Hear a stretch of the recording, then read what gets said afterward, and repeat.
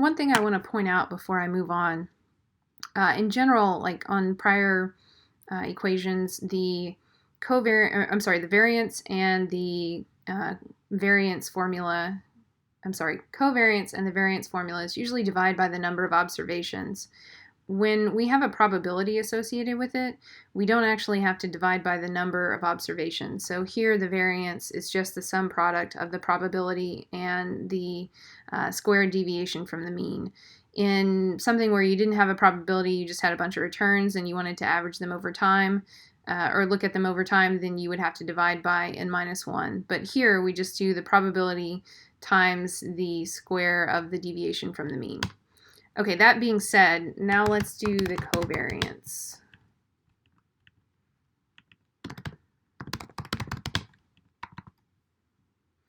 We're going to do 3 of these. So one will be CVS, Microsoft, and to make the columns line up, let's do CVS, Chevron, and then Microsoft, Chevron.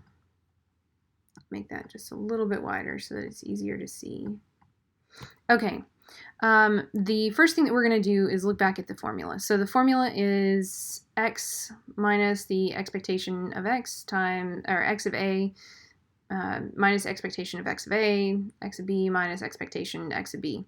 What this means is the deviation from the mean, that is this part of the equation, for the first asset times the deviation for the mean for the second asset times the probability. And I think the easiest way to do that is just to do CVS times Microsoft. I'll do it for this one for all 3 first. Okay, so we have deviation from the mean for CVS times Microsoft, and then to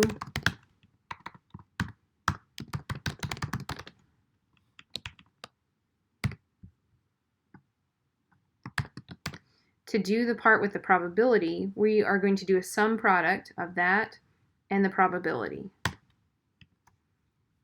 And let's go ahead and do the correlation while we're here. That divided by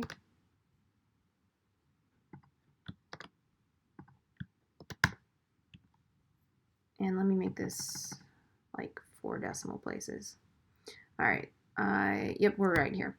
Okay, so what we have, just to sort of give you some intuition on this, CVS and Microsoft they co-vary. So there is some movement between Microsoft and CVS. And part of this is that the different states of the world mean similar things for CVS and Microsoft. So an idea of one way to interpret that is to think like when the economy is doing really well, let's say that people go to CVS. Well, we know that Microsoft does well because people are buying more computers. That makes sense. Like everybody's buying computers. Maybe they're investing in more computers. So it makes sense that Microsoft would be up 50%.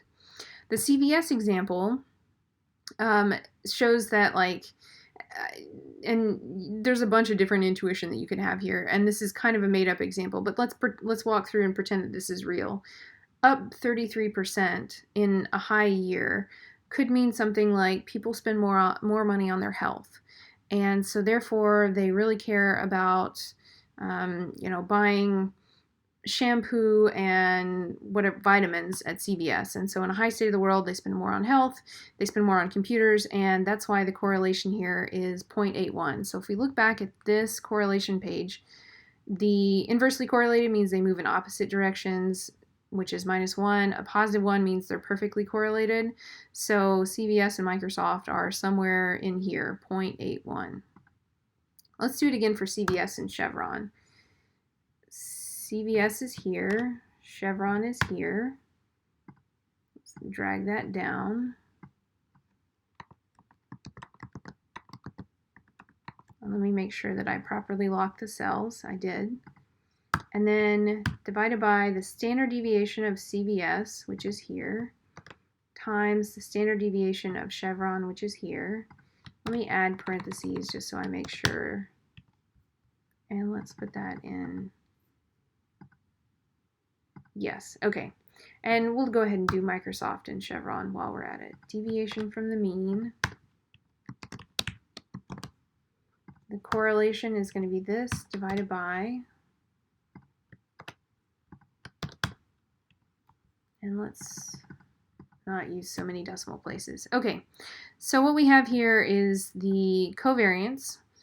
And you can tell that there's I don't know, the CVS Microsoft and Microsoft Chevron have similar covariance.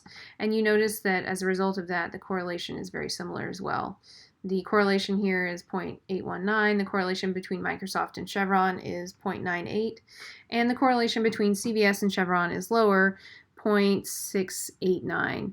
But notice that they're all pretty high. Like, in general, in the high state of the world, all of these companies do well. And in the low state of the world, all of the companies do, well, not super poorly, but reasonably poor. And so therefore, you're going to look at a correlation. Here, the correlation means those different things, which is that some stocks are more highly correlated than others, but in general, most stocks in the U.S. economy are fairly highly correlated.